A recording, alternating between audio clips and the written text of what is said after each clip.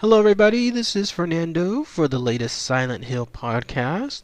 Alright, let's go ahead and we'll talk about the next monster encountered within the Silent Hill 4 The Room video game.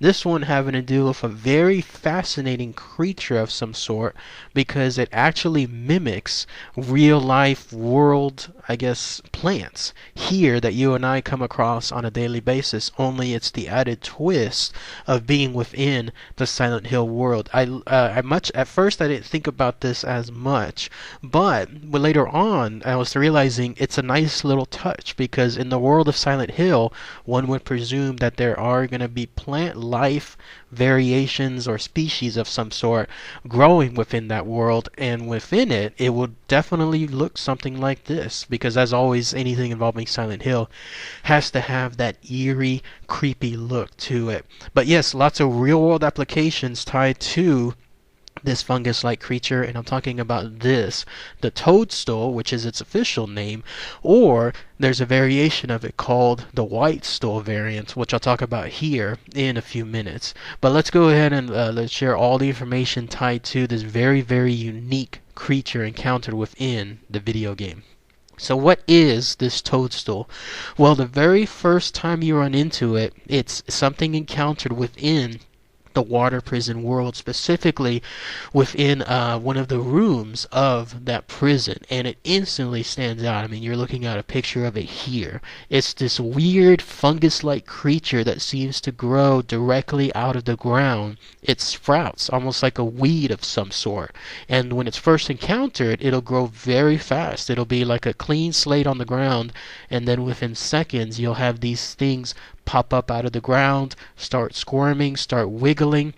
The whole purpose being it seems like they can sense somebody is nearby, and then it'll be as prey to them. Very, very easy to get around these things though, so I'll share that here in a minute. But the way they look also is what stands out. So they have a weird, like very long, very slender, very tall, almost as tall as Henry himself, stature. They look almost sick and decaying. They have this red brownish hue tied to them, but to me the most distinctive feature is the face. I guess you call it the face at the top of the fungus. It looks like it's something involving a man or human like face screaming in agony, because of course this is Silent Hill, so anything as far as Silent Hill always has to have that creepy factor turned to level 10.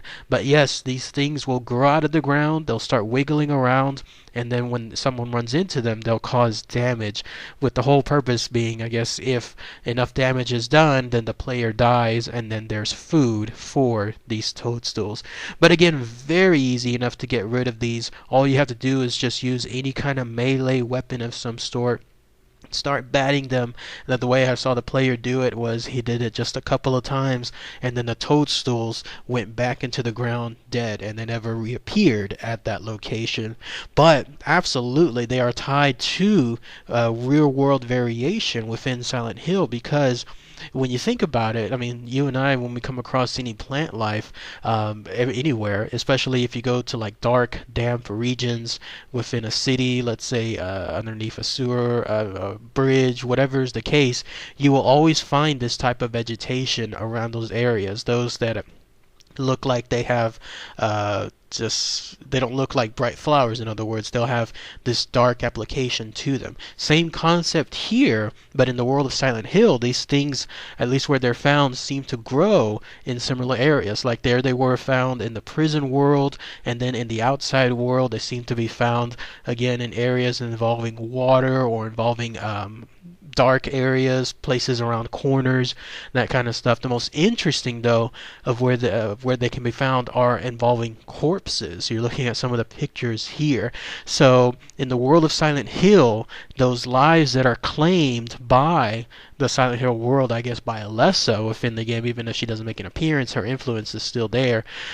These things will sprout out of the corpse. And when you think about it, it would happen in real life too, because anybody, like let's say, that comes across a dead animal in the forest and they've been around for a while dead, let's say it's a deer, badger, whatever is the case, then you'll find vegetation growing around it because the corpse is creating nutrients for those plant lives. Same thing here, because these dead bodies are there within the world of Silent Hill. It's perfect for the prime area of these toadstools. They will sprout out in a very eerie fashion out of the corpse and then just feed around it. So very, very fascinating stuff. I mentioned earlier about these Whitestools. It's another variation of these toadstools. Basically, they are a little bit taller, a little bit thinner, but of course they are the completely almost the color white, and they seem to be within tighter sets of groups, so you'll see more of them together than you would the toadstools. But in essence, they are still the same enemy weakness, I guess, as the toadstools. All you got to do is just hit them around and then they'll be able to just disappear. But isn't that fascinating? At least it was to me when I was reading this information, when I was watching it on the YouTube side, the idea that Silent Hill has its own fungus-like creature of some sort that would just operate on its own, separate from the monsters, separate from the main characters. It just adds that little touch when it comes to the world of Silent Hill having its own separate universe. Now, as far as what they're supposed to represent, they most likely represent, as I mentioned earlier, real-world fungus, but in the world of Silent Hill. But on the other side, they're also supposed to be a metaphor of an umbilical cord. The idea of, again, being with the main villain, Walter Sullivan, being separated shortly after birth from his mother. He longs for that umbilical cord again, attaching him back to his mother in a metaphorical way, of course. So this is supposed to be like a nod to it. So when you run across these and they do look like an umbilical cord, that's the whole meaning regarding them. It's Walter Sullivan's attempt to reach back to his mother. But that's it. That's all the information tied to this very unique creature. Again, not really a monster, nothing too dangerous, just something living its own life there within Silent Hill. This one known as the Toadstool. So, alright, everybody. Thanks again as always. Take care. Bye.